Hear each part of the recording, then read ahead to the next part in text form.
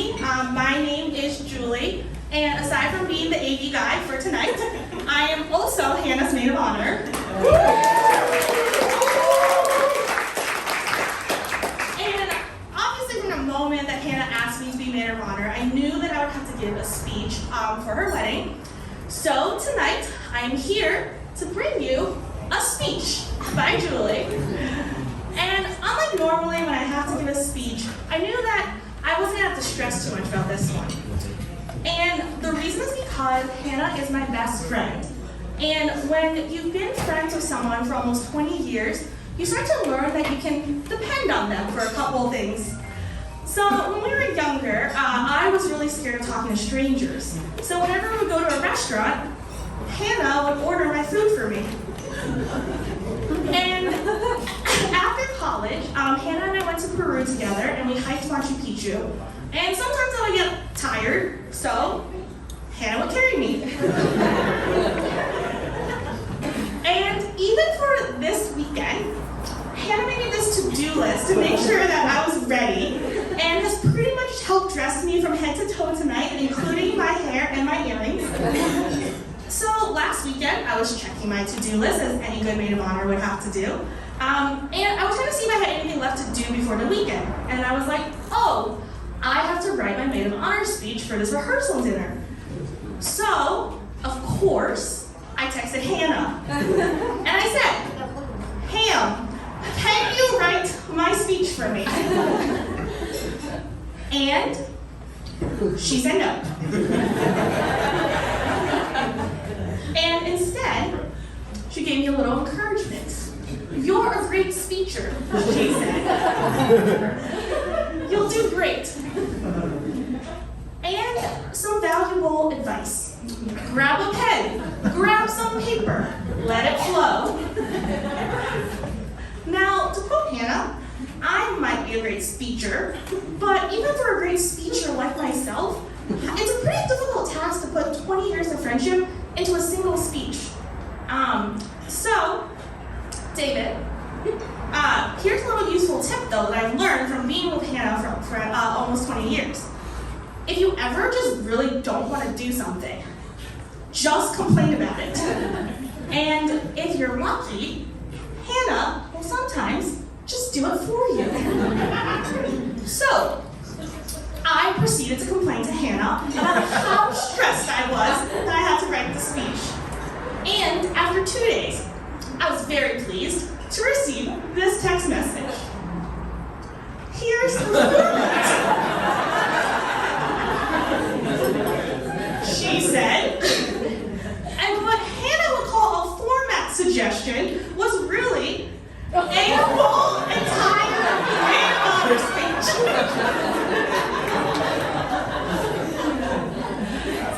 Yes, ladies and gentlemen, Hannah actually wrote me the speech I had to give tonight.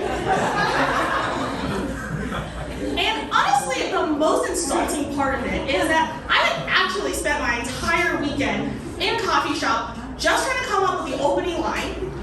But for Hannah, writing me this entire speech from start to finish took her 11 minutes.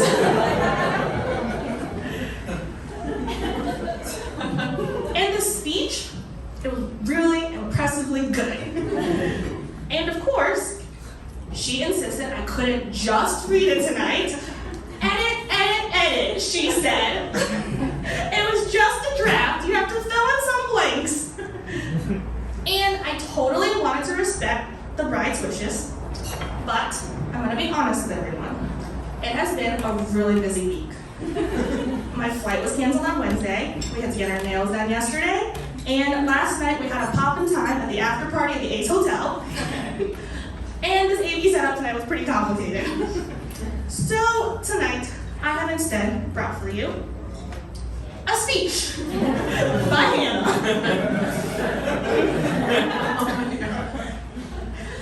Hannah and I met on the first day of 6th grade.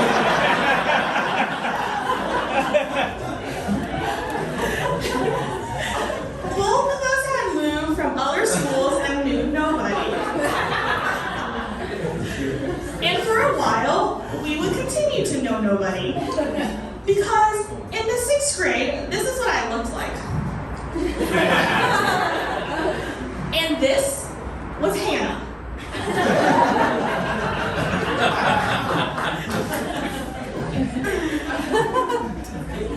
In the first year of middle school, there were only 2 things I would ever do during lunch. I would either eat lunch with Hannah, or sometimes Hannah would skip school, so I would bring my lunch to the payphone and then call Hannah while I ate in the hallway. Hanging out with Hannah and talking to Hannah on the phone were also my only 2 after-school activities. And while I really loved getting to spend all this time with Hannah, I'm happy to say that later on, we got to make a couple more friends. For one thing, it made our Halloween costumes a lot better.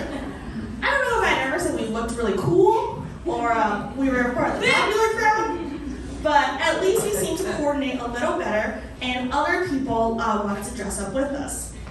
Well, eventually Hannah and I did manage to graduate middle school, and we graduated high school and college, but we've always been together for life's most important events, like going to prom, celebrating New Year's together, and traveling the world. And, of course, none of these special moments obviously could compare to the most special moment of Hannah's life, which, of course, is when she became a doctor.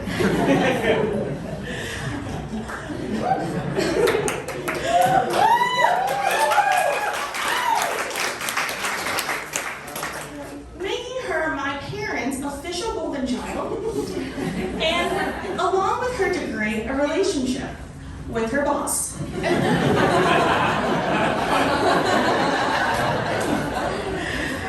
Which, speaking of Hannah's outline, brings us to a writing prompt. My first impression of David were blank. I would say that my first impression of David was probably that he's really smart. And no, it's not because he was a doctor. It's definitely not because he thought it was a smart idea to date a student. It was because David picked up on things really quickly. And one of the things that David picked up on almost immediately is that Hannah and I are a package deal. In fact, here's what Hannah told me David had to say the day before we first met. January 4th, 2018. I have to meet Julie. If Julie doesn't approve of me, that could be it. That could do me in, I'd be done. David. Of course, I approved.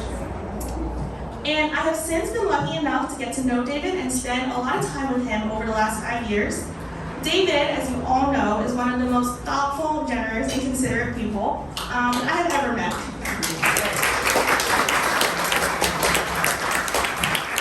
And he has always gone out of his way to show me and everyone else around him a good time. But to complete Hannah's fill in the blank exercise, I would have to say that I actually really got to know David when he tried to get my blessing to propose to Hannah. David, of course, being the smart guy that he is, knew that in order to get Hannah to say yes to a proposal from him, it wasn't going to be enough just to get Peter's approval. Obviously, he would also need mine. So, it was 2020, the first year of the pandemic. I was trying to follow proper COVID protocols. So one day after coming home, I washed my hands and my phone in the sink with soap and water. I'm pretty sure Fauci said to do that. And shortly after, my newly cleaned phone wouldn't turn on, and all the Apple stores were closed.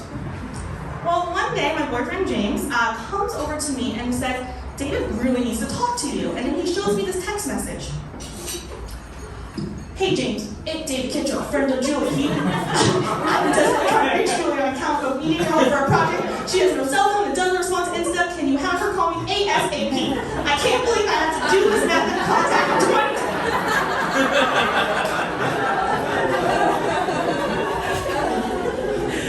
So I proceed to open up Instagram and find some frantic messages from David trying to reach me.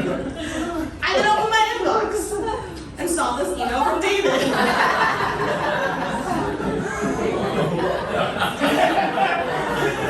Turns out David really needed to speak to me because he was planning to propose to Hannah that weekend and couldn't figure out how to get in touch with me. Sorry. He claims it was harder to track me down than bring all these dogs to the proposal. 100%. So I share this as the moment when I really got to know David, because it demonstrates just how above and beyond he is willing to go, not to just make Hannah happy, but everybody that she cares about as well. And I think that when someone is about to marry your best friend, you're supposed to give them some advice, or maybe tell them like what to expect. But the thing is that it's really hard to put someone like Hannah into words. You could say that Hannah is an animal lover, but that wouldn't even begin to illustrate how many animals always seem to come our way whenever we're traveling together, or how much joy Ollie, her first child, brought her when she adopted him, and every dog that has come after him. You could say that Hannah is sociable, but that wouldn't explain just how many friends she always seems to have at every phase of her life, and how people just love to be in her company. Or you can say that Hannah is loyal, but that couldn't possibly show you all the ups and downs that Hannah has carried me through. It doesn't describe, especially, how in your hardest and your loneliest moments, having Hannah as your best friend means that you will never truly have to be alone. So, really, the only words I can find to describe Hannah is simply that. Hannah is the best person. And I am so happy for Hannah and David to finally be getting married tomorrow, because I think that David will also make Hannah the happiest person in the world.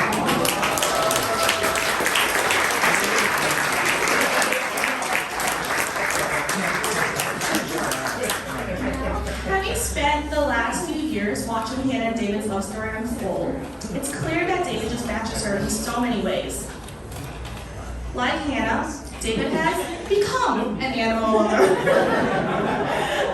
And together they have opened their home to 15 foster dogs and counting, and 4 permanent ones.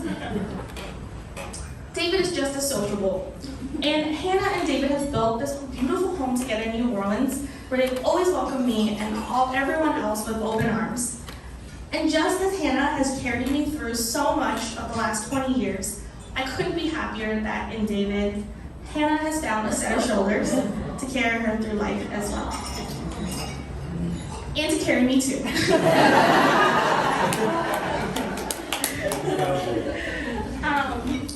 Thank you so much to David and Hannah, to Fran and Marshall, and to Peter and Ellen for having us all be a part of this night, to be a part of your beautiful wedding weekend, and a part of your story.